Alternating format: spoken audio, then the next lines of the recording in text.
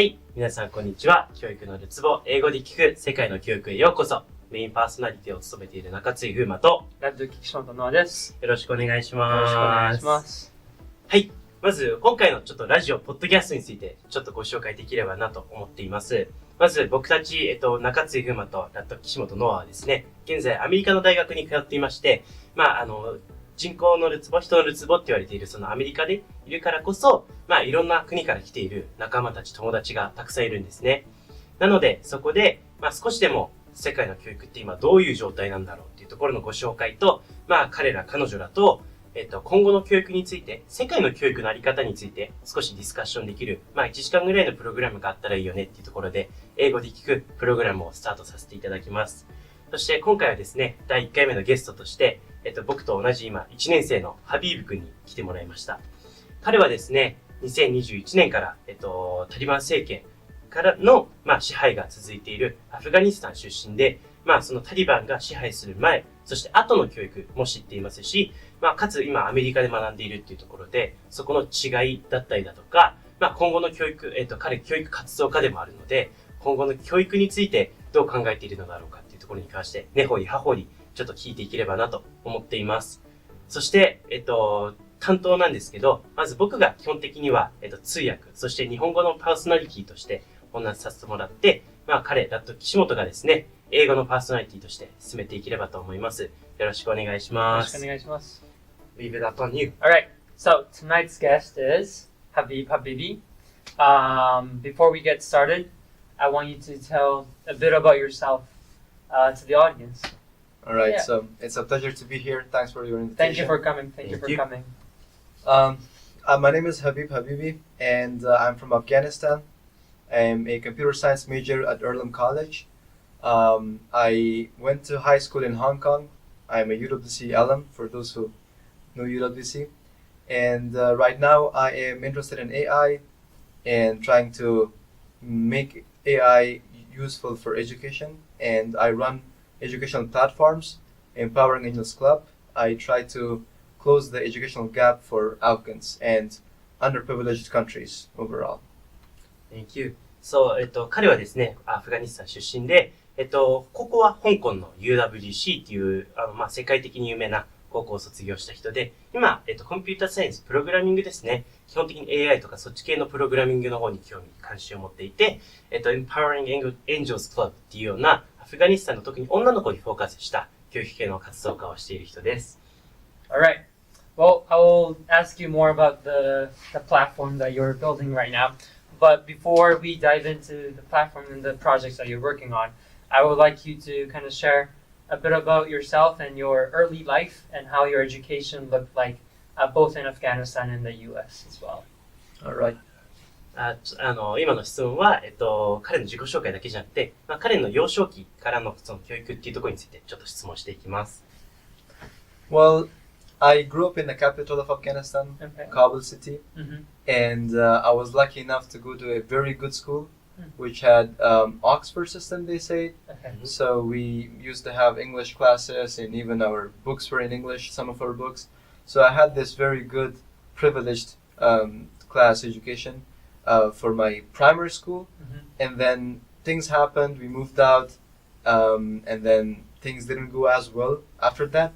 But I would say that I was lucky enough to get a good education until 6th grade, and then I was more reliant on my self-studies. Okay. And then, of course, I went to Hong Kong for 2 years to study my high school there, and now I'm here in the US. I had a very, let's say, privileged education than a local or than like a typical Afghan student. Mm-hmm. Yeah. And it's been a journey right now with the advent of AI. It's been very fun than ever before. Nice. なので、彼はですね、基本的にアフガニスタンの首都、カボって言われるような町で、育ってきたと。で、小学校は、オックスフォードシステムっていうものが世界の教育システムであるらしいんですけど、それに、特権ではないですけど、少し、優位っていう、首都で住んでいたこともあったので、そういう優遇した教育を受けられることができたと。なので、英語の授業も少々あったし、英語の教科書とかも設定してあって、その後は香港で2年間学んだりっていうようなことがあったと。で、小学校6年生が終わった後は、基本的にはセルフスタディなので、自主学習ですね、の方にフォーカスしていったっていうところなんですけど、今度僕からの質問として、それは、タリバン政権が始まる前ですか？ Was that like your primary Oxford education before Taliban, or is it after?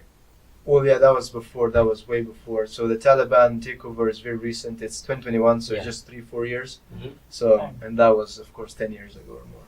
なので、彼がオックスフォード教育を受けられていたのはもう10年以上前とのことだったので、もう今はもう全く違うような状況らしいですね。Alright, so I have two questions regarding your answer. The first one is, you said it was a privilege to go to a good school, a good, I guess you'll call it a primary school. Mm-hmm. What kind of schools do regular local people in Afghanistan go to? That's a good question. Yeah, you want to translate? より一般的なその教育ってどういう教育レベルなのっていう質問ですね。Well, when I say privileged, even the privileged in my country is very underprivileged to compare to Western That is schools. true. Yeah. Yeah. And if you're talking about schools that regular people go to, typical schools, I would say the experience is just way too underprivileged. So we're talking about, let's say, with the majority of people going to schools when they're just sitting in scorching sun. So there's no really like There's no rooms. there's no rooms, let's say. Yeah. And the system that they follow is very old-fashioned. It's something that it's so disconnected. It's almost outdated. Yeah. Because it was created 20 years ago, and it's still the same thing. And then we're talking about the accessibility. It's not even accessible because of the conflicts. It's not accessible all the Yeah. time. So, and it's definitely not accessible for girls right now. It used to be accessible for girls, but also in some places, even then, it wasn't accessible. So we're talking about a very low quality that you can imagine. Let's say the books are old, absolutely old books, so Yeah. they don't get new books. The books get transferred from each year. So if you graduate and you give your books to your juniors, And they pass it on. and to they pass it on to the next Yeah. one, and this gets repeated for 20 years. So the Okay. books are all broken. Okay. And the teachers are absent, so because there's lack of everything in every regard. So basically what happens is, if a teacher went to university, let's say, which some of them, they don't even go to university, but Yeah. they become teachers. But let's say if they went to university and they studied math, because there's lack of teachers, and also some schools want to kind of exploit this whole system to make money, and they don't want to hire a lot of teachers. So what the teacher does is, even though they're good in math, but they also teach geography, they also teach bio, they also teach a number of other subjects that they have no clue of. They just Yeah. prepare a random person from the street can come and teach. So you can imagine the quality. Yeah. Wow. That kind of makes me think of how well the educational systems are in countries like US and Japan, and how privileged we are to be in a system like that.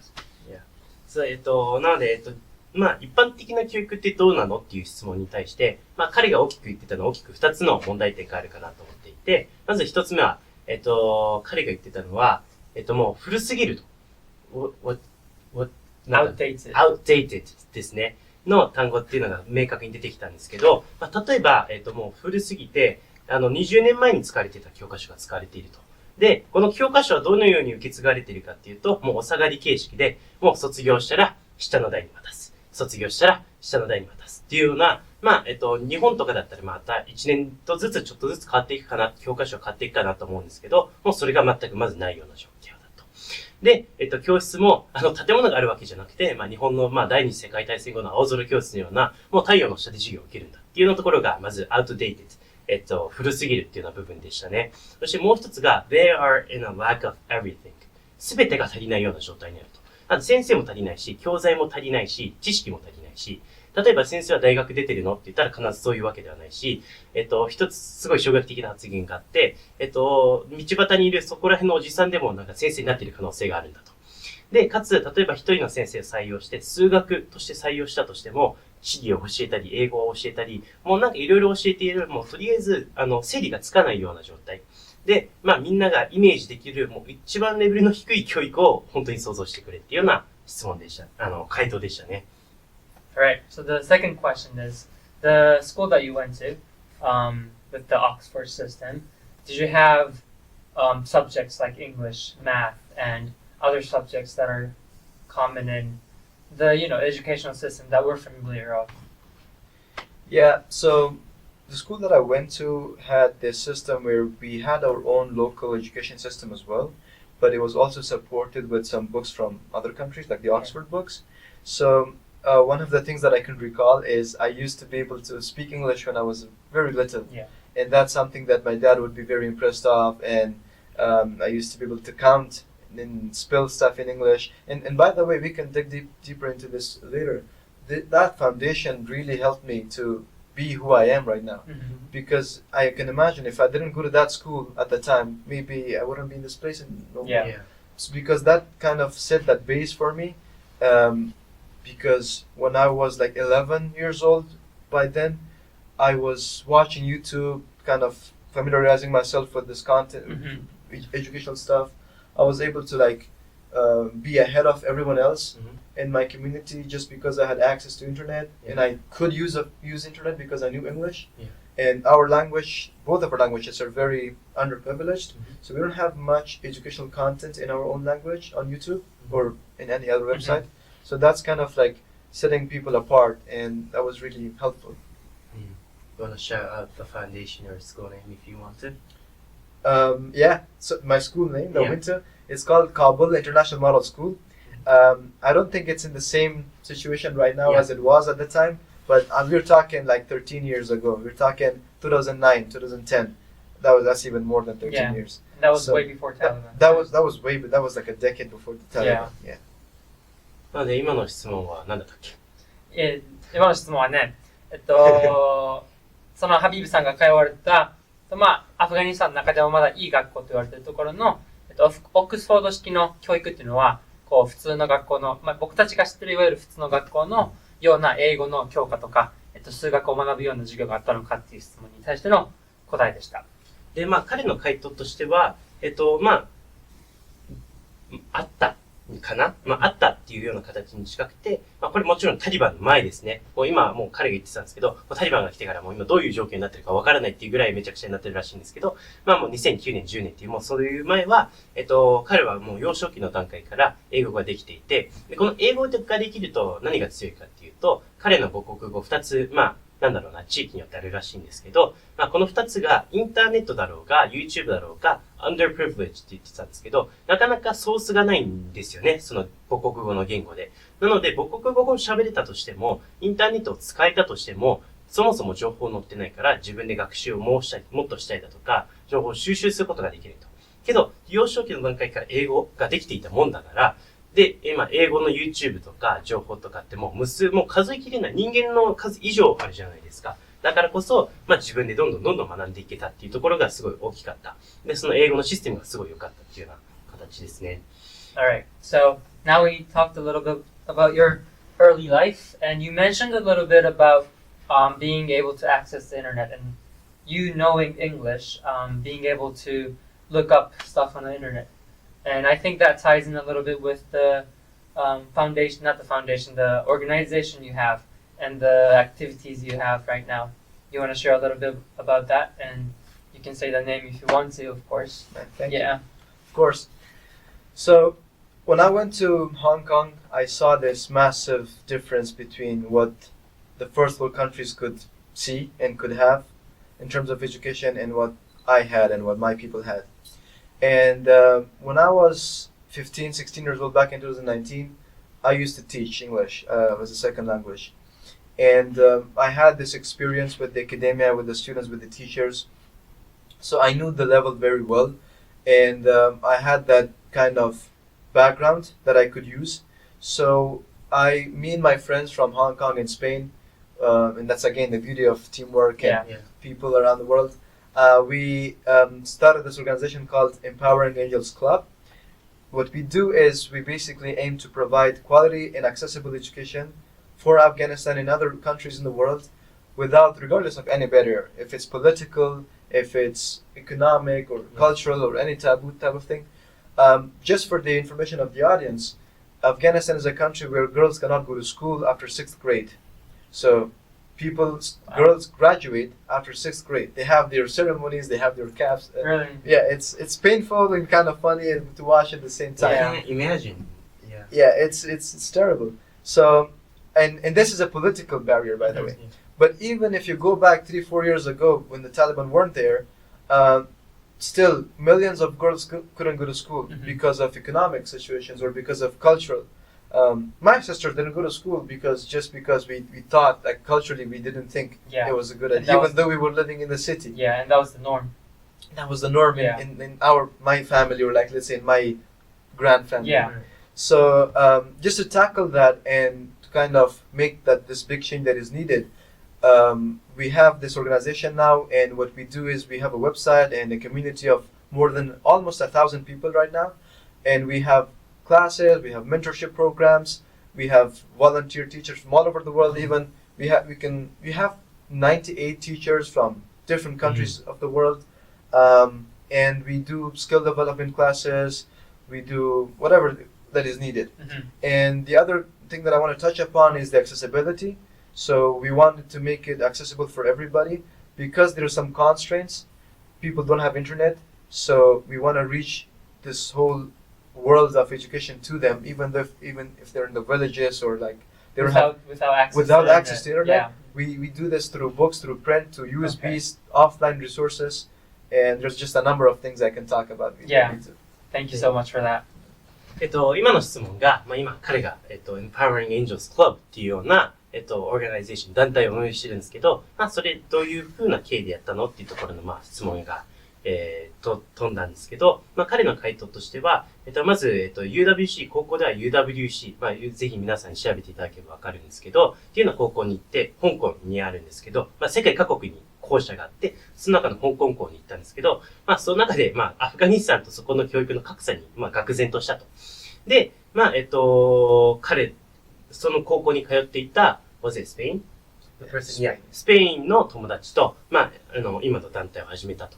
で、彼が持っている問題意識として、例えば、アフガニスタンのノーム、普通って言われるものが、例えばまず、タリバン政権前後関わらず、とりあえず小学6年生になると、女子は学校を卒業するんだと。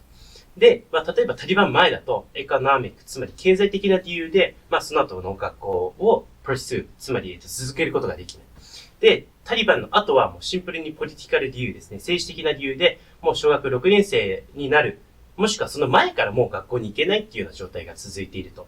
なので、彼女たち、彼女たちに、アクセシブル、すごい、使用しやすいような状態で教育を届けたいっていうようなところで、98人以上の先生と、1000人以上の、人脈、コミュニティを使って、スキルベースだったりだとか、英語だったりだとか、いろんなところの情報、提供を含めてやっている団体を、運営している、一員であるってことをお話してくれました。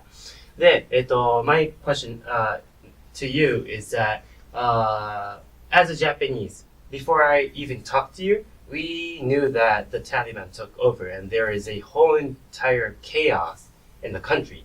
But as a Japanese, we don't know, like, the norms and, like, the percentage of people who can actually use the internet, how it is living in Afghanistan, and how do you say? And can you go through of a normal life as a student in Afghanistan? Yeah. So, no matter how well do I describe it, I'm pretty sure that a lot of people will not be able to kind of understand and get the picture, but I'll try my best. So, first of all, we should understand that English is an international language and it's kind of a tool that connects people, right? Yeah. And only 5% people understand English. 5%? 5%. We have around 40 million people, only 5% of them understand English. So that's first of all. Yeah. Second is the internet. I'm not really fluent with the statistics about internet, but it's around 10 to 20%. 10 to 20% have internet. Yeah, they So use it. 80% don't. They don't. Wow. And even if they do, it's very limited, and people Okay. just use it for like social media. There are Okay. packages they use it for, and the speed is very slow. So it's below 1 megabyte per second. So you can even YouTube loads a Yeah. lot. It's like you're trying to open a video, it takes an hour Yeah. to get a music video playing Yeah. or something. Yeah, and then it's about, for me, the big setback is the community, because let's say if you bring the same situation in Japan, I think it would be not as bad because the students can look up to other people. He can look up to you, I can look up to him. You know, like Yeah. there are people doing stuff and people learning stuff, so that there's a sense of community and people can inspire each other. But when it's a place that has had war for like 40 years, so basically it's a self-destructive place. Mhm. If you have ever watched the movie Kingsman, basically what happens in the movie is they make a system where people just kill each other and they try to beat each other. Yeah. And that's what's happening. People are self-destructive in a way that even if there's no other influence, the people themselves are enough to kind of do whatever it is Yeah. there to destroy themselves. And this can go in any regard, in any context, but specifically in terms of education, people have these different ideas that, okay, if I get educated, what is the benefit for me? Because they have very tough conditions, Mhm. so they have to make money, and education is something that does not make money for them In Afghanistan. in Afghanistan. Okay. The teacher has the lowest salary. So Really? a typical teacher in the government has a salary of $100 per month. Yeah. So $100 per month is not enough for their rent, not for their family, Yeah. and their families are also big. All of these things, and it's basically teaching is like a spare job. You know, like people go around and try to find jobs. If they can't, they go teach, Yeah. even if they can. And they teach on the side then. It's a side. It's a Yeah. side quest. Yeah. And for students as well, I told you one of it is lack of inspiration. Mhm. The other is just bad quality and uncertain future that they have. So all of them, and also the lack of support. And by the way, I'm talking about kids who don't have to provide for their families. Yeah. I went home this summer Mhm. and the other summer, and I was just in a cafeteria trying to enjoy my evening, and there were just kids running around trying to do like just clean your shoes, or they just have the child labor. That's what they do. Yeah. And all they do, they go to school. I asked them, I kind of interview them. I have pictures you can put on the video. Yeah. And I asked them, which grade are you? And I'm in the 5th grade. Where's your house? I live here. And the whole day they go out and work. And by the way, they're like 11 years old, 10 years old, kids, 9-year-olds, 6-year-olds. There's plenty of internet videos on them. And they go find some bread for their family, for their Yeah. mom and dad who are sick or who are old or something. And they also go to school. So you can Wow. imagine about their mental health, how do they think about stuff, and the quality of their schools. Yeah. And just, I mean, it's just unimaginable. Yeah. And especially when it gets a bunch of layers. So like, let's say, like go back to 1970s when the war started, right? So people were, let's say, in this level, people were less violent, all of them. But then another layer hit. So this is a generational curse, Yeah. and it's just worse and getting worse right now. Okay. You want to translate that? That was a long response, but I think it's something very important to note here, especially in the show here. So I'll try to translate everything that he said. But そうですね、彼が言ってたのは、とりあえず今アフガニスタンで僕が聞いたら、どっちが聞いたあれだっけなか、フーマが聞いたのか。どれ？フーマは何？日頃の生徒のデイトゥデイ、一日どんな感じなんですかっていう質問に対して、まずアフガニスタンの子供は、学校に行ってるけど、学校に行ってる、なんて言うんだろうな、学校に行きながらも一日中働いてる人たちが多い。で、これ最後の方に言われたんですけど、アフガニスタンにこの夏に帰った時に、この冬に帰った時に、実際にアフガニスタンの子供にインタビューをして話を聞いてみると、5年生の子供だったり、もっと若い6歳とか9歳の子供が学校に行ってるって言いながら、親のために一日中働いて、パンを買ってきたり、親が体調を崩したりしてる子も多いから、そういう学校に行けてるはずの子、行けてないといけない子が行けてない状態っていうのが今あると。で、これがやはり、何世代にも続いて、self-destructive って自己破滅って言ったらいいのかな、この悪のサイクルの中で自己破滅してしまうサイクルがあるからこそ、なかなかそこから抜け出せない状況があると。だからやっぱり、今聞いてる中で、特にタリバンの後もそうなんだなと思ったんですけど、学校に行けてるっていうことのありがたさっていうのが、やはり、向こうの状況を知ると、身に染みて感じるというか。で、そこに追加すると、彼何個か数字を挙げてくれていて、まず最初に英語を理解できる、人口の割合っていうのが 5% しかいないと。日本でも英語の授業、English class があると思うんですけど、例えば外国人になんか質問されて、大体なんとなくニュアンスを理解できる人だったりだとか、英検っていうシステムによってちょっとずつ日本の英語教育っていうのは、内容はどうなのと思う部分はあるかもしれないですけど、ちょっとずつ理解できる人口が増えてるじゃないですか。それに対して 5% なので、さっきも繰り返すようにインターネットを使えたとしても、母国語のソースがないから英語で当たるしかないっていう、例えば情報の格差だったりだとか、あと、インターネットをそもそも今の2025年1月、2月かの段階で今使えてるのが 10% から 20%。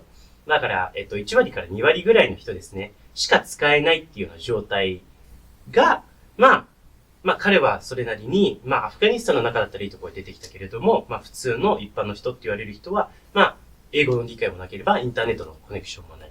で、かつ、サイドクエストだ、教育はサイドクエストだって言ってたんですけど、先生にとっても仕事がなければ、仕方なく教師に行く。子供たちも、生きることを一生懸命考えながら、教育を受けるっていうような、教育があたかも、子供の、学業ファーストみたいな日本の今の風潮ありますけど、それができてないような状態だっていうような答えでしたね。で、もう一つね、今思い出したんですけど、インスピレーショナルフィギュアがいないって言って、尊敬できる、人が、多分周りにその学業の中でいないっていうことで、勉強をしたところで、仕事に就けないとか、すごい人になることができないっていう、風潮になってるから、そういう、スティグマ、勉強に対してのスティグマであったり、教育に対する知識っていうのの、なさ、その欠如してるところもやっぱり直していかないといけないねっていうふうには、ハビブさんおっしゃってましたね。Alright, so to go on to the next question, I think there's a lot of problems. 1 to 10, 0 to 10, 0 to 100. But what do you think is the major problem, especially for education that is happening right now in Afghanistan? And what do you think is the best solution in short terms and long terms? And you might insist what you guys are trying to do in your club, yeah. All right. So, in my opinion, one of the challenges, because there's a lot of people who want to solve the problem of education in Afghanistan, right? There is a big Afghan diaspora in Canada, in Europe, in the US, who are trying to give back to their community. But I think one of the problems that I faced, and also for anybody who's trying to create their own foundations and organizations, especially in the space of education, I think this is something really good to think about, is to solve the problem of distribution channel first. When I was in Hong Kong, I had the services, I had the resources that I wanted to share, right? I had people who wanted to contribute, but I didn't have the distribution channel. I don't know how to very smoothly distribute my services to people in a way that they trust it, in a way that they find it useful, that they get interested about, and also it helps them, and so that they can stick with it, right? Because there's just a bunch of organizations doing the same thing, and it's kind of a competition in the saturated market, which is not for profit, but it's that you have to kind of lead the market so that you have the attention of a bunch of people, so that you can deliver your service. And to me, that came through the solution, which is community. So because of word of mouth, the community grew fast, and it just people can share the resources with each other. So that was one of the things that I tried to do. The other thing is to connect with the people, local people. So again, that helped me because I'm from that country. So it kind of helped me. And Yeah. given the fact that I was a teacher before, so I had access to a bunch of people there who could help me out and whenever I asked. And even shout out to a lot of the internationals who volunteered and the people we collaborated with. There's another organization called English is Success, by one of my Turkish friends and a Hong Kong friend. So a lot of collaboration and stuff. That's one thing. The second thing is when I say accessibility, it's a real problem in any underprivileged country, whether it's Cambodia, Afghanistan, or anywhere else. So, in my opinion, every person who wants to do something about education, they should address the issue of accessibility, and they can address it through a number of ways.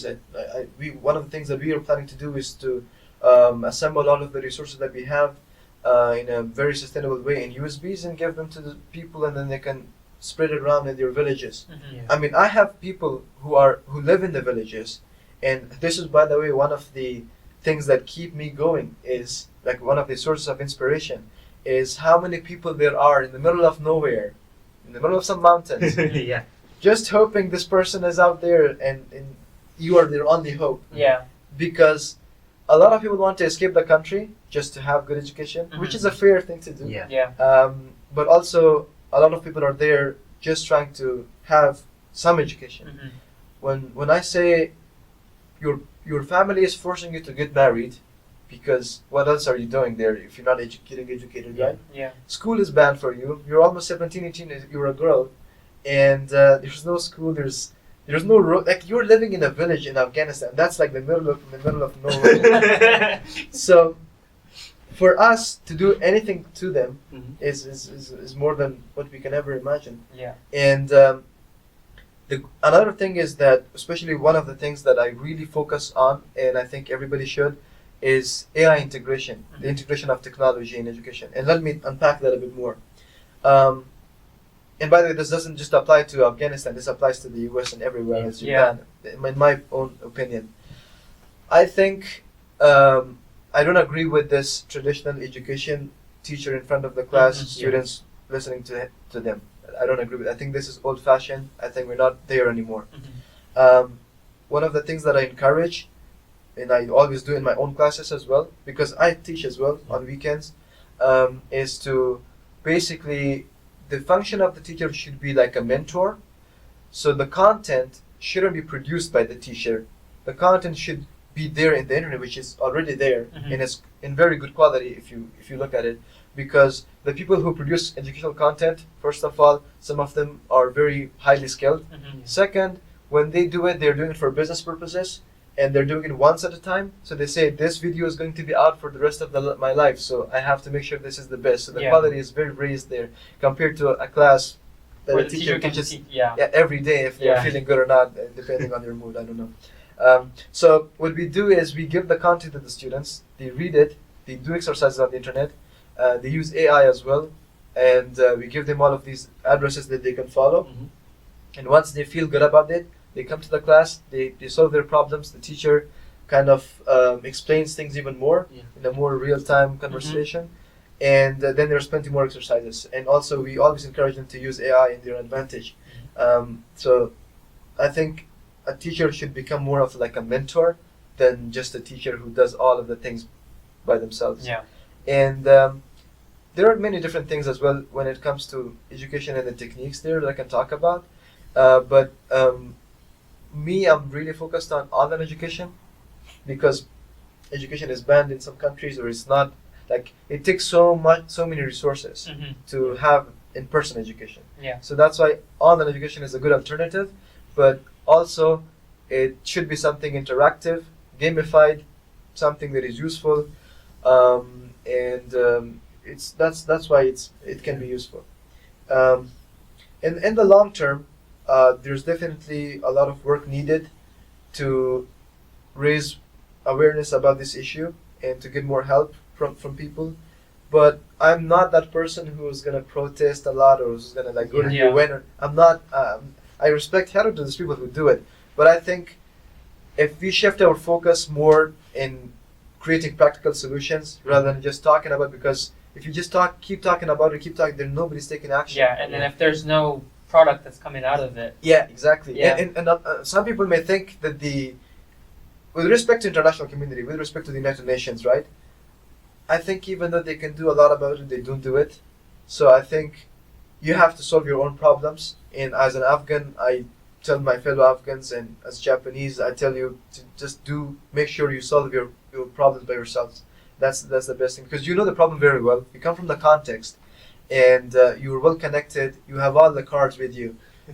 So Yeah. you can do the best. And I'm working on a different products for mentorship, for finding opportunities, for extracurricular, something that people struggle with, because people say, okay, I'm learning stuff, but there's no room for me to implement. Because back in the days, there were some American agencies and some embassies, some courses where they could do practical stuff.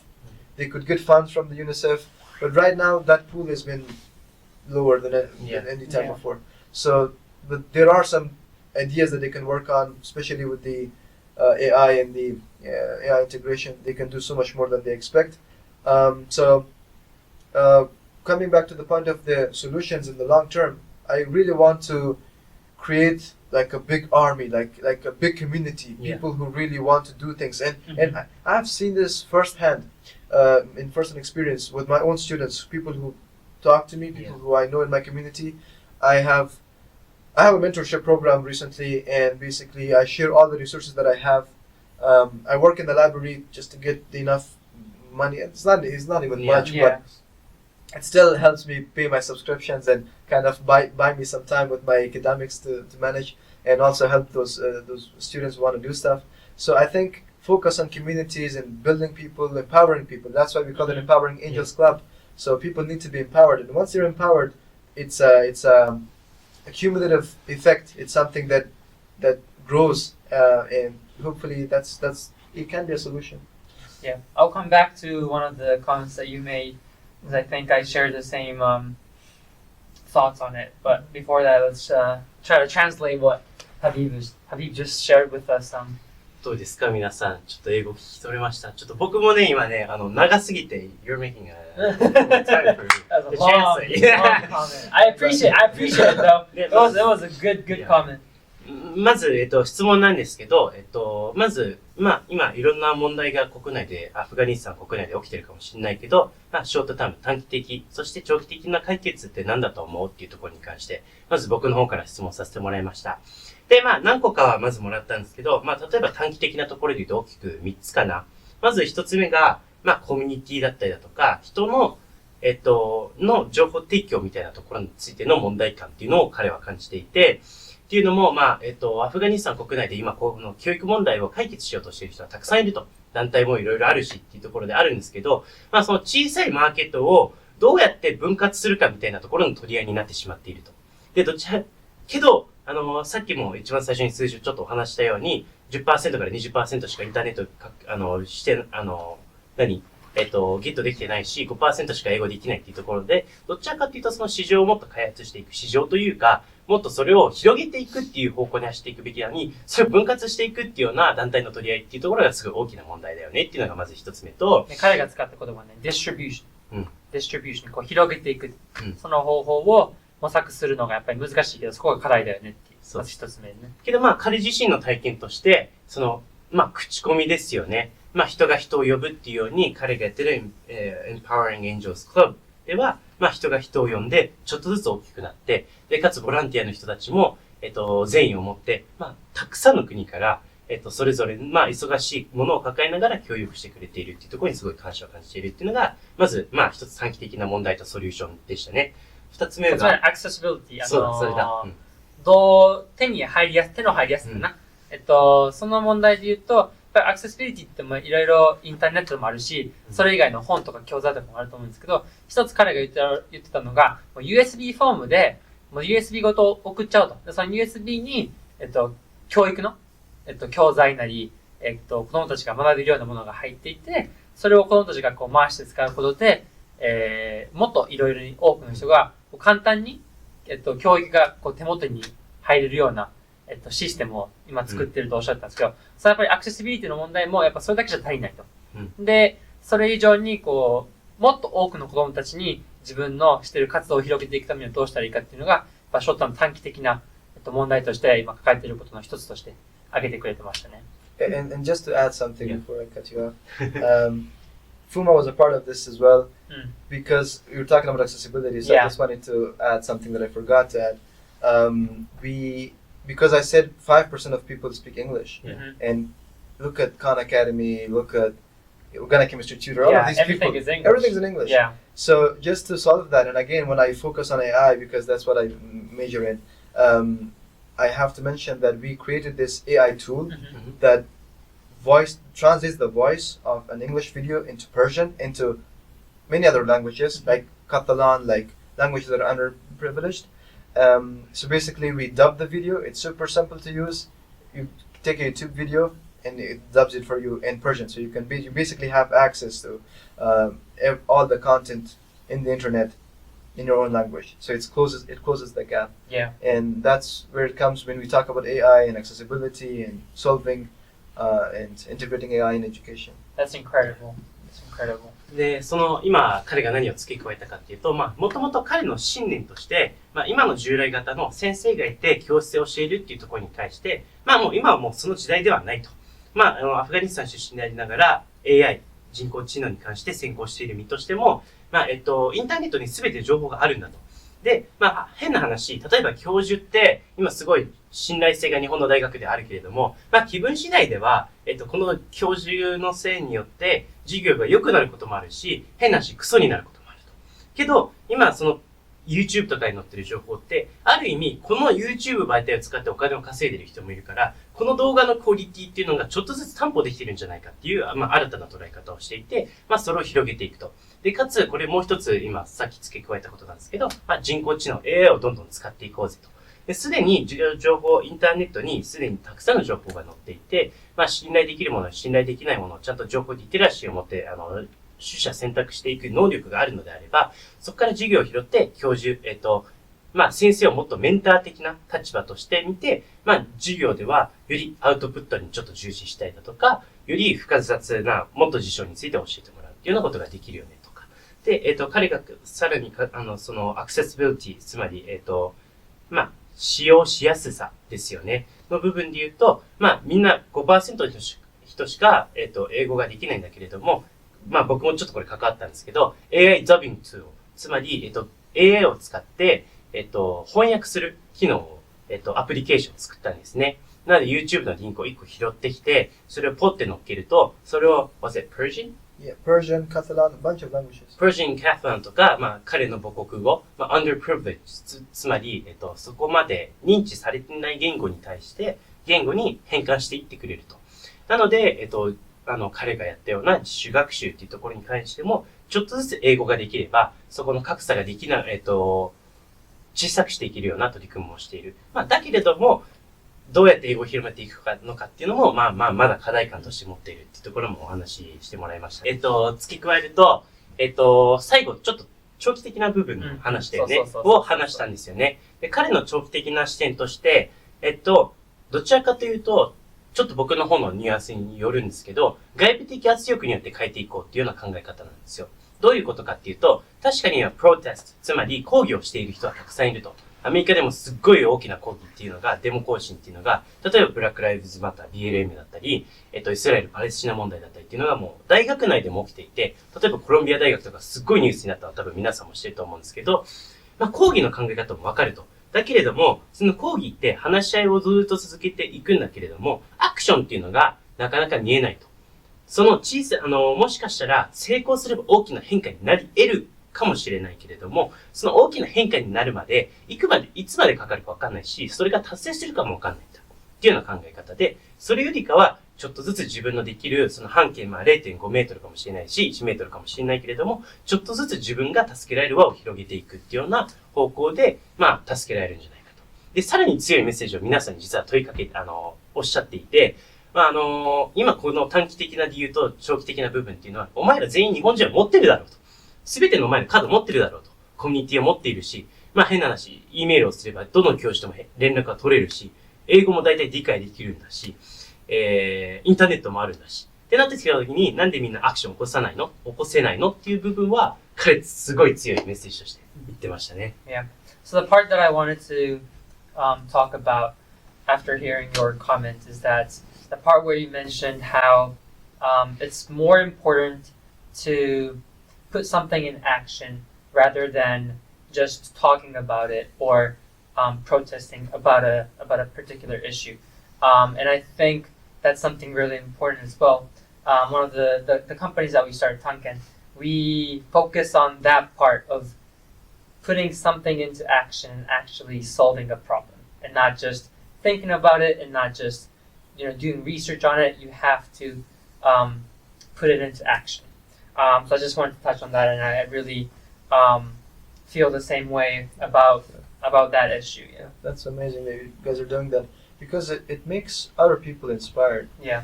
You just talk about it, it makes people sad. Yeah. It makes people vulnerable. But if you do something about it, then they're like, hey, these guys did it. Especially if you're from that country, because people can relate to you. Yeah. If Mark Zuckerberg does something for my country, I'm like, okay, he's this guy, he can do it. People will not be like, they will not feel that kind of ability to do it. But if I do it, and then my friends look at me like, I know this guy, he did it. He was just here. He was just like me. So they can relate to you, they can get inspired Yeah. more. 今ちょっとノア君が今話してたのは、僕たちが運営しているこの探検っていう部分なんですけど、大きな特徴として、ソーシャルアクションに、つまりリサーチして調査してプレゼンテーションをまとめるかもしれないけど、そうじゃなくて必ずアクション、社会に対して変革、行動を起こしていこうよっていうところを、プログラムの、コアの部分として置いてるんですよね。で、それっていうのが、そのハビーブが考える、そのアクションに絶対、アクションしていくことによって地球、世界、問題を解決していこうぜっていう部分にすごい共通するよねっていうところで、彼が言ってたのは、すごい面白かったんですけど、これ話していくと、どんどん人ってネガティブになっていくんだと。すごい、vulnerability って言ってたんですけど、脆弱になっていくと。それよりかは、普通にアクションを起こして、あいつならできるんだっていうような、アイドル。アイドルってその日本でいうキャーのアイドルじゃなくて、理想像ですよね。に近いアイドルを立てることによって、他の、なんだろうな、アクションを起こせていない人たちはガッとついていくっていうような、ことができるんじゃないかっていう、変革者であり、チャレンジャーなんだなっていうのは僕はすごい感じましたね。Alright, I guess I have two more short questions. Alright, One's on technology, and one is I want you to answer in one or two sentences to sum everything up that you said. The first question is, how do you think you talked about technology and education and how AI should be utilized more, but how do you think education, whether that's in U.S., Afghanistan, any place in the world, how do you think technology should play a role in education? If you can talk a bit more about that. Well, when it comes to education systems in the first world countries even, it's not that I'm that kind of guy that says education is a scam or something. No. Yeah. There has been a lot of efforts that are put into education, and respect to all of those people. But at the same time, I think this is the time to really adapt with the time and the era that we live in. Yeah. So, and it's sad to see some people reluctant to it. Some people are so, like, they just don't want any technology to be used in their classrooms, which to me is ridiculous. So one of the things to me, I think, is to gamify education.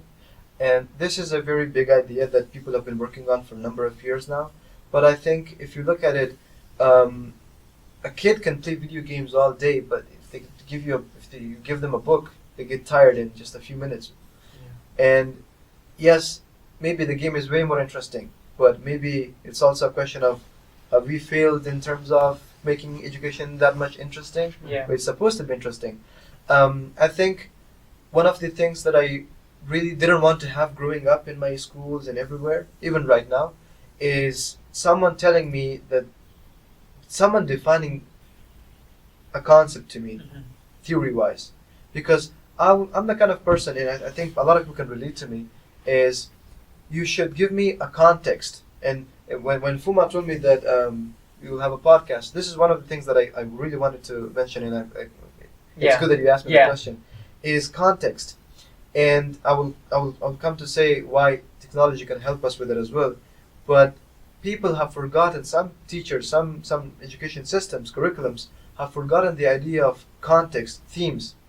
People can't learn things just one by one. You have to give it some sort of story That's like you can't watch action just one by one. You have Yeah. to, if it's a movie, you You watch have to it. understand the Yeah, story.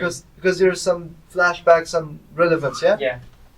So what happens is if you give a student a problem and then you give the solution and then you identify the usefulness of the tools that you teach. Yeah. Like this is a concept and the usefulness of the tool is this. This is how Mhm. it's applied in this specific scenario to solve this problem. Then it's so interesting. Yeah. But if you just say like you don't have a problem, you have nothing going on, and you explain things, it's very ambiguous. What are we talking about? How is this useful, right? Yeah. And this is something that people, it's been there for so long that it's so normal. Mhm. Even like attacking this whole idea is just like people are like, what is this guy talking about, right?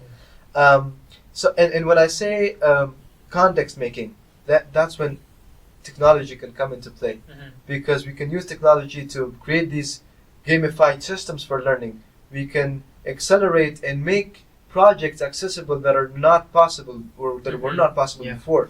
So if you're talking about project-based learning or gamifying education, making it more interesting, and also making it more efficient, the whole journey of learning can be much more efficient with Yeah. technology. Just like I'll give you an example of how much the bar and the standard of the quality can be raised just by implementing the technology in your online classes or in-person classes. And so instead of a teacher just teaching, just look at it. If a teacher can only focus on their delivery and how they should teach and leave the rest of the things to technology. So like let's say right now, maybe a lot of people are not familiar with this, but we are entering an era of AI agents. Mhm. Imagine we have like teachers, we have AI agents that functions as teachers. And by the way, we can have some examples that are in the testing mode right now, like Conmigo from Khan Academy. I have access to it. It's very helpful to plan your lessons, to kind of curate lessons that are so relevant to the level of the students you teach. You can gamify it. Instead of homeworks, you can give them a game based on the concepts you have taught them so that they can help them with their knowledge retention. There's just plenty of use cases that you can adapt to Yeah. with AI, but it depends on how open you are to it and how fluent you are with it. So if you understand how to use it, then you will be able to like be creative with it. I think it's just the possibility is limitless. Alright, you might be better at this. そうですね、僕が質問したのは、ちょっと前の質問で、テクノロジー、技術、いわゆるインターネットにAI とかあるんですけど、そういうツールを使っての、教育がこれから大事になってくるっておっしゃられたんですけど、それをちょっともうちょっと深く教えてくれっていう質問に対して、じゃあ例えば、今の教育、昔からの、オールドファッションな教育っていうのは、やっぱり先生がいて、教科書通りにやって、インプットだけの授業と。でそういうのじゃなくて、やっぱりインプットはインプットでも、コンテキスト、その周りの起こっていること、テーマがやっぱ大事になってくると。でもアクションムービーとか見ても、アクション一つ一つを見たところで何が起こっているかわからないけど、その周りのバックグラウンドのストーリーがあるからこそ一つ一つのアクションの意味があるよねっていう。その一つ一つのアクションを、教育の授業の一つ一つと例えたときに、やっぱりその何が起こっているか全体のストーリーとか、そういうのがないとやっぱりわからないよねっていう。でそういうところで、そのコンテキスト作りっていうのに、技術をこう使っていくのがいいんじゃないか。例えば、ゲーミファイ、ゲーム化するって言って、教育をゲーム化したり、プロジェクト化したりして、プロジェクトベースの、教育であったり、ゲームベースの教育を作っていくことが、今後の教育の発展にやっぱつながるんじゃないかなっていうふうにおっしゃっていました。他なんか風磨が聞き取れたことがあれば。特になんか次の質問に移ればと思うんですけ Alright, ど。so this is the, do you have a question? Can I Yeah, go go ahead. I think the last question is like kind of similar.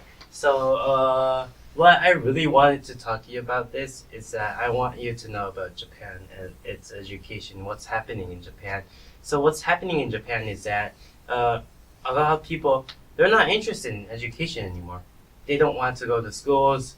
The number of students not going to schools, it's increasing 11 years.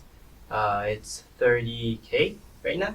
30K students in Japan not going to this elementary or middle school. There is it depends on the people, kid, but in Japan it's not more like an economical reason because like most of the education is free. It's more of a motivation stuff. And compared to that, what I feel talking to you is that the students in Afghanistan, they're more motivated because they lack stuff, and we have too much stuff. And I thought it was kind of an irony. I think this was like a stupid stuff because we should be the ones leading, kind of teaching, or like to you guys how to use this, how to use that, blah blah blah blah blah, kind of help you guys and motivate together. But that's not happening, and you guys want it, but you guys can't have it. I was like, what do you, in general, what do you think about that? Well, it's an interesting situation, but I want to kind of understand more. Yeah. Like, what is the main cause of people not being motivated? Is it just because the education is not paying off? Like, life is not getting better with education, or what's the reason? So there is a way of thinking that in Japan, education is almost everything. Well, it's very close to America. So they understand that education is important to their lives. But the thing is, it's not, I can't say that it's not fun. How should I tell him? I think it kind of ties back to what you said. The education is not interesting.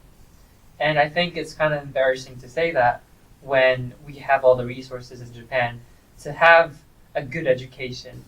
And let's add on to that. We had a time that we were number 2 in economic. USA, Japan, we were like that. And the reason why we were like that is because we were memorizing stuff a lot. And then we had a success.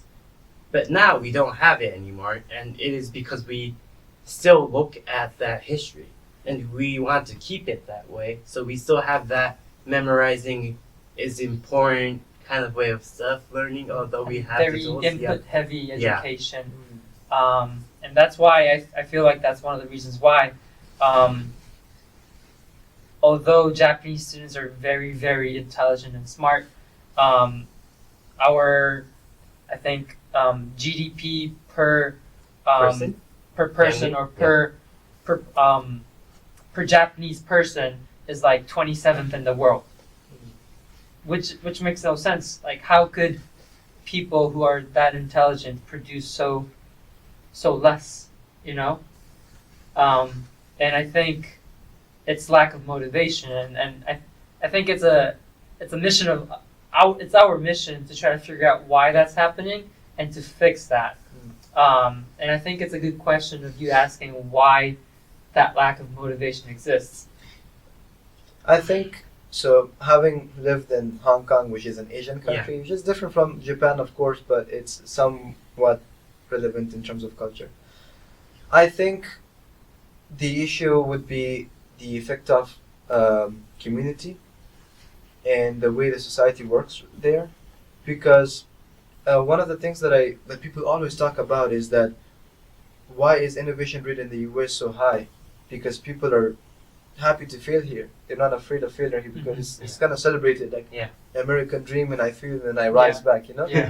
But in Asian countries that I've observed, it's more of a safety thing. That is true. If you fail, you're screwed. We're too scared. You're too scared to fail, and that creates this thing that even people who are successful in terms of education, they're not happy that they're successful. They're kind of forced to it. So like their parents force them. It's a society. It's like something that they're not. Even if they don't want it, they should do it. So some people, if they get rebellious, they have to negate the whole system. No, I'm not going to school, or I'm not interested in this at all. And then they just go south because that's not how it works. The system is there. It kind of like, it's powerful. You're a citizen, so you have to do something. But if you want to commit to it, it's a painful experience. Because yes, maybe at the time before, the memorization system might have paid off for you because maybe that was the era. The world was not advanced like that. Now it's more of like look at ChatGPT right now. It's surpassing PhD level mathematicians. It's scoring better than American Olympiad top scorers. So like the memorization stuff is just gone with technology. Yeah. It's just not there Nobody anymore. can beat computer with memorization. Exactly. The Yeah. computer has unlimited memory. It's chips. But so now I think there should be a big shift in focus of innovation, creating, thinking out of the box, and kind of motivating people to just do whatever they want. How to be creative. How to be creative. How to use their skills Yeah. to do better. Yeah. So Yeah. kind of celebrate their differences. Yeah. So like if a kid is kind of different than the others, I think that is not in Asian countries. That is not celebrated. They're like, oh, No. you get good grades, that's good. You don't Yeah. get good grades. I've had this experience, by the way, with my friends in Hong Kong. Yeah. I had this friend who is a co-founder of mine. He almost developed this whole thing. He worked so hard for this AI Yeah. Jabber thing that I talked about. He built this, and he was like, every time because I knew him personally. He was my roommate. Not just him, but any other person there. Every time if they wanted to do something like I was telling them to do, or like I Mhm. was talking about stuff like this, like extracurriculars or projects, this cool stuff that they aspire to do, they always feel this huge responsibility from their parents to no, Yeah. stop, focus on your studies. If you get Yeah. good grades, that's success for you. Yeah. I think there's just it's like it's a culture almost. Mhm. So changing that culture for people like you and your fellow like Japanese who think creatively, it's definitely doable, of course. But I think you also have to like kind of prove this by example. So like if a bunch of people in Japan, let's say, prove themselves, like because I've seen some stories from Japanese people Yeah. as well, Yeah.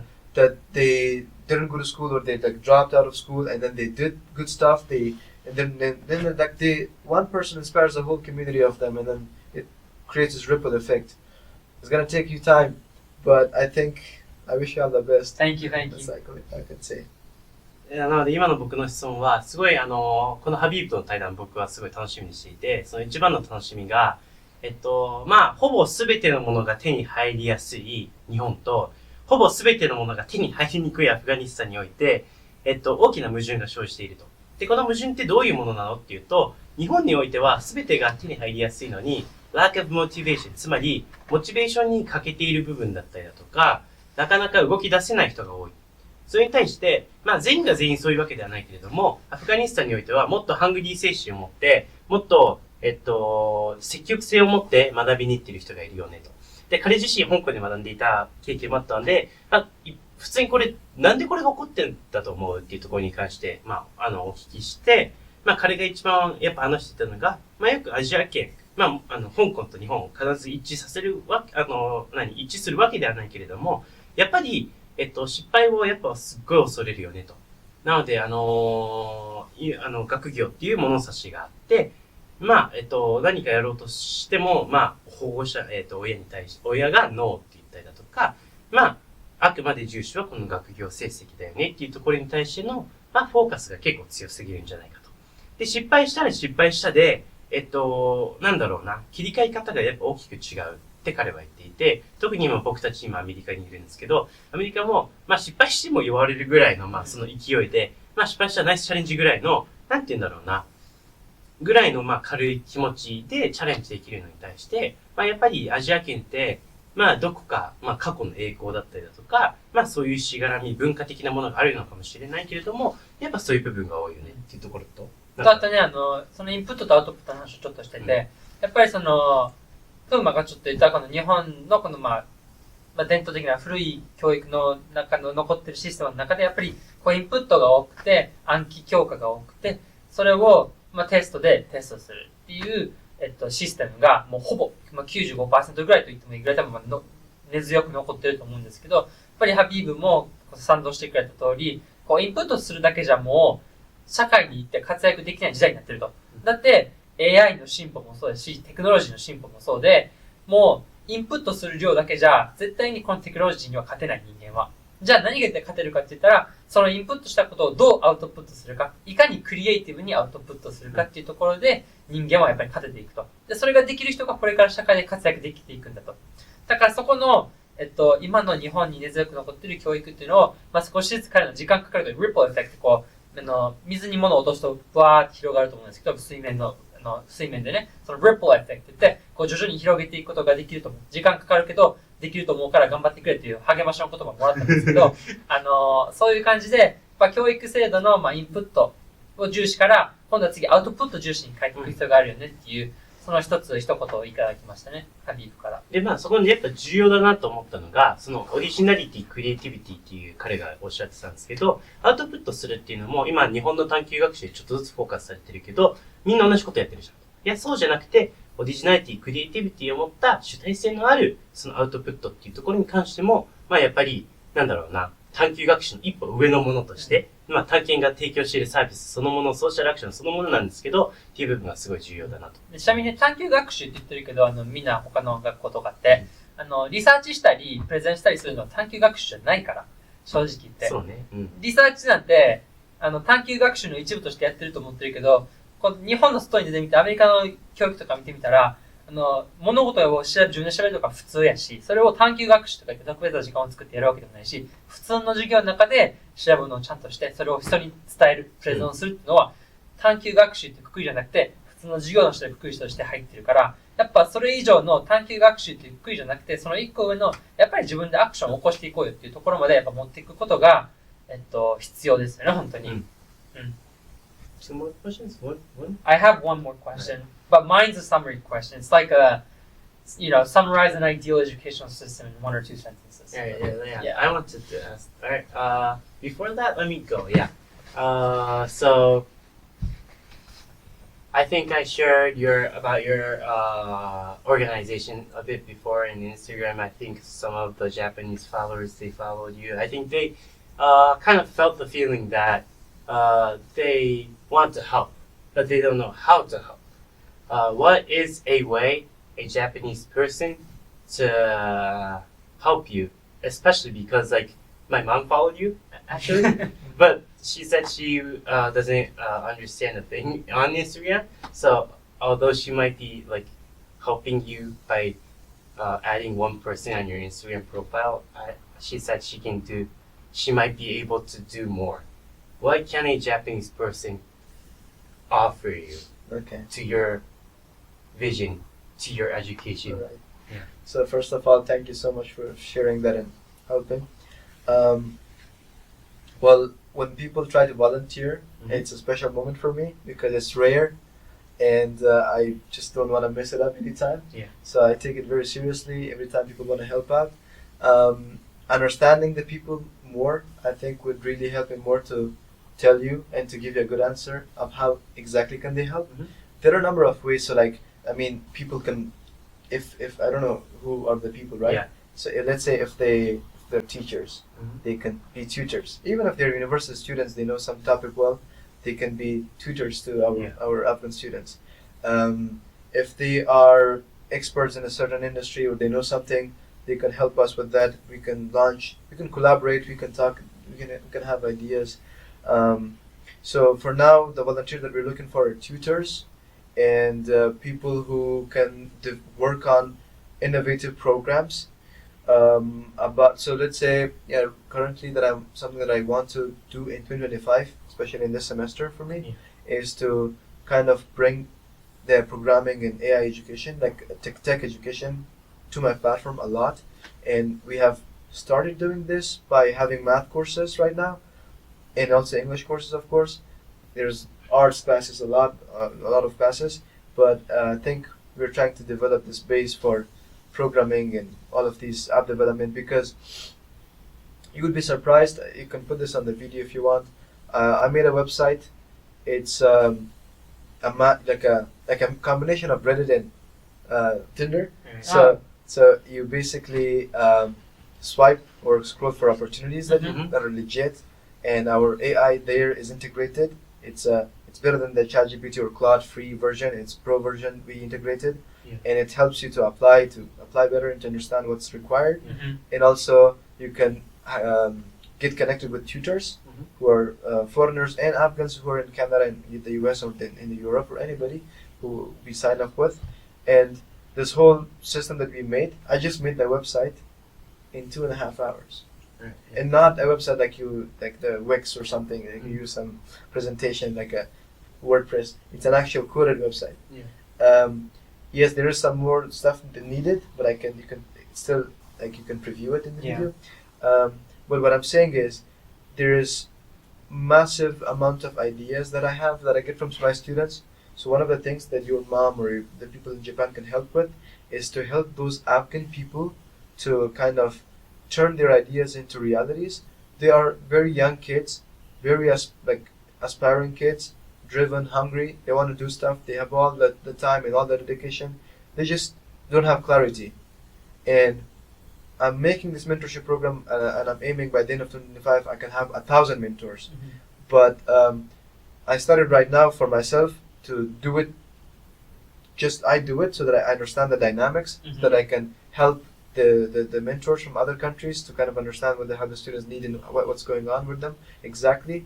So mentorship is something that they can help with, and not just mentorship, but if the students need to do certain things and they need the resources, you can maybe help with the resources. I mean, it's very subjective, so I don't know who is there to help, what do they have, and what do people need. It's more of a customized thing for me to say. But there is plenty of room for help. Right. 今の質問が、それこそたくさんの人が画面越しで日本から視聴していただいているかなと思うんですけど、日本人として日本からできるサポートってどういうことがあるのと。っていうのも、以前僕の方のインスタグラムで少しハビーブの活動を紹介させてもらった時に、たくさんの人がフォローしてくれたんですけど、実際に何ができるかわかんないってことを結構いただいたんですよね。で、ハビーブが言っていたのが、ちょっと前の話も出てきたんですけど、全てが今足りない状態だと。で、彼の中では、やりたいこと、やるべきことっていうのが無数に溢れていて、だけど、彼自身の、時間と、AI を使った時間しか、そもそも存在していないんだと。で、彼自身いろんなウェブサイトを作ったり、いろんなプラットフォームを作ったりしているんだけれども、2025年のうちに1000人以上のメンターをまず集めたいんだ。なので、もし例えば、得意なことだったりだとか、少し専門性がある人だったら、例えば、少し僕の方に連絡をもらう。もしくは、どの、ポータル、探検の方でもいいですし、ハビーブ直接でもいいんですけど、連絡をもらえれば、ぜひコラボレーションをして、教えるっていうこともやりたいし、もし、例えばそういう、専門性がない方でも、リソースに関しての支援を、いつでも受け付けていたりだとか、それ以外にもいろんなことができるんだと。すべてにおいて今何もかもが足りないんだっていうような状態なので、もし、僕、私だったりだとか、今ちょっと聞いてる皆さんで、こういうことをちょっとサポートできるんじゃないかなっていうところで、皆さんお忙しい中いろいろあると思うんですけど、ありそうだなと思った場合には少しいただいて、ぜひ、アフガニスタンの、お子さんの現状も分かったでしょうし、タリバン政権が続いてから、小6から以降の女の子がもう全く授業を受けられないな状態なんて、まさに想像できない状態だと思うんですけど、いう状態が続いているので、少しでも、僕たち含め、助けの、をできればなと思いました。Alright. Now my last, it's been a long podcast. It's a long podcast. And it's been a very interesting one too. I appreciate it. And I think we all understand how passionate you are on the topic of education. The last thing I want you to do is, in 3 words, describe a perfect and an ideal education system for you. For me, I think it'll be autonomy, technology, and creativity. Or I'll say technology and individualism. Individuality. So, autonomy, 自主的に動けるところ。もう最初全部翻訳しちゃって自分で。ごめん。はいはい。今、最後この長いこのポッドキャストの中で、一番最後に、ハビーブ君のパッション、この情熱の熱さのムの中でいろいろ語ってくれたんですけど、最後に3単語で自分の理想の教育、世界の教育っていうのを、表してくださいって言って、まず僕の3単語は、autonomy、自主性、で、テクノロジー、技術を使って、あとは最後、individuality で、個々それぞれの、オリジナリティを使ったっていうので、僕は3つ挙げたんですけど、do you have the 3 words? Yeah, I think it might be kind of similar to yours, but my 3 words would be personalized, extremely personalized, and accessible, It should be accessible and practical. So practical, personalized, and accessible. Those will be my 3 words. And I know the podcast has been very long, and this is my education, solving the problem of education is kind of my life goal. So I can talk about this all day, and a pleasure to be here. And he was telling me we have a podcast. He was asking me if I can join or not. I was like, you guys talk to me about education, and you also post me so that other people can benefit as well. I'll take that all day. So We'd be happy to have you any day as well. Just to add one thing is that about accessibility, because I toss this word a lot, and people might be curious why he's doing this. There are 2 opinions when it comes to the education space in the world, specifically in the West world. Is some people think that there is not enough education, right?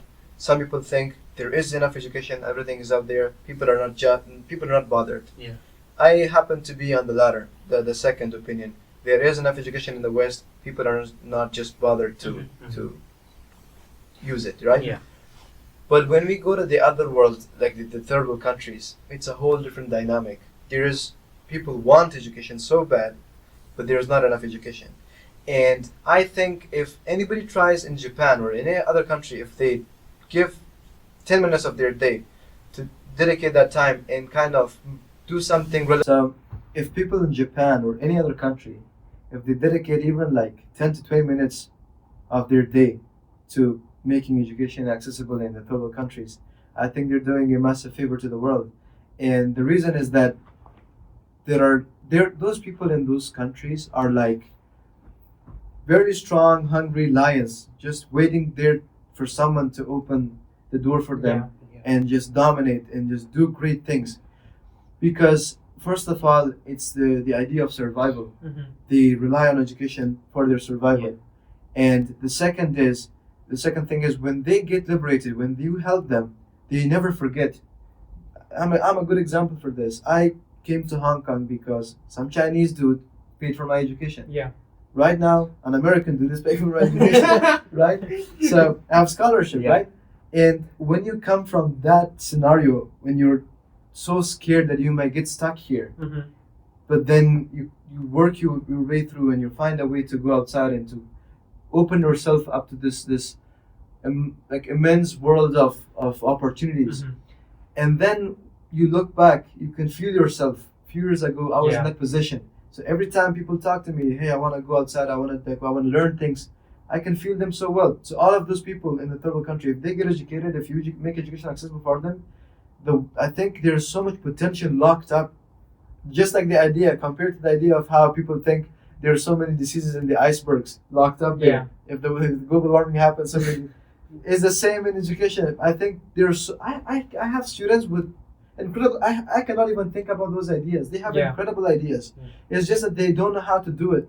Like they don't have the resources. Even if they know how to do it, they can't do it because if I give them a task, do this by tomorrow, they can't do it because there's no electricity. There's no Wi-Fi. There's no Wi-Fi. It's expensive.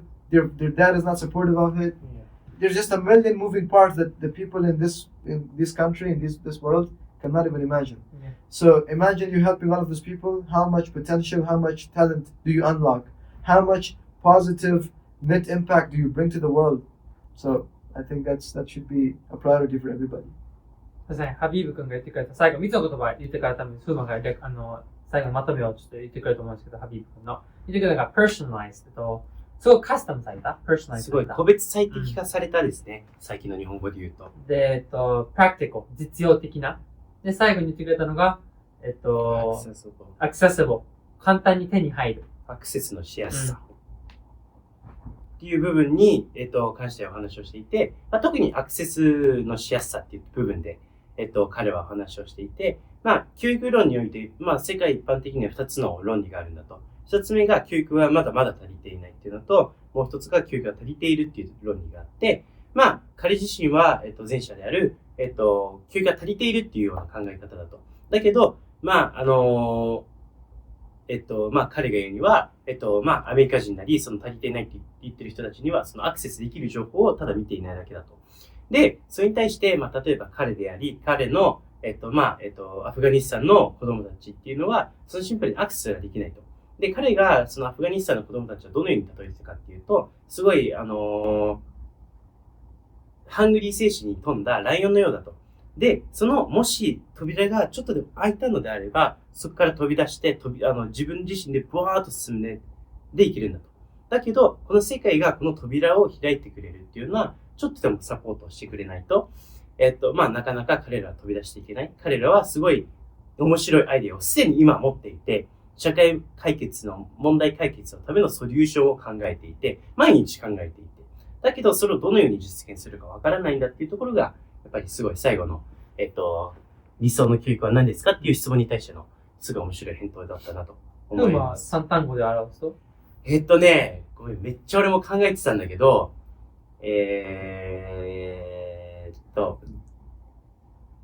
自主性は結構重なるね。と、なんだろうな。ごめんなさい、これちょっと来週までにちょっと、次のまた次回があるので、ちょっと宿題としてお話しさせてもらえればと思います。っていうのも、なんて言うんだろうな。すごい今回考えさせられたし、今まで日本の例えば不登校問題にすごい固執してた身としては、いや、日本だけじゃなくて、そもそも機会が提供されてない子もと思えるんだなっていうところで、やっぱ新しい自分の中でビジョンが結構開けた感じがしたなと思いました。で、ちょっと今回またね、長い回になってちょっと初回だったんですけれども、皆さんどうでしたでしょうかっていうのも、今回はちょっと英語で聞く、世界の教育現場っていうところで、ぜひ皆さんにも少しでもまず、なんだろうな、なんか洗い物でもしながら、英語にまず、フルエント、少しでも耳を慣らしてほしいですし、同時に英語に慣れながらも、少しでも僕たちの今の教育のビジョン感だったりだとか、あと世界の、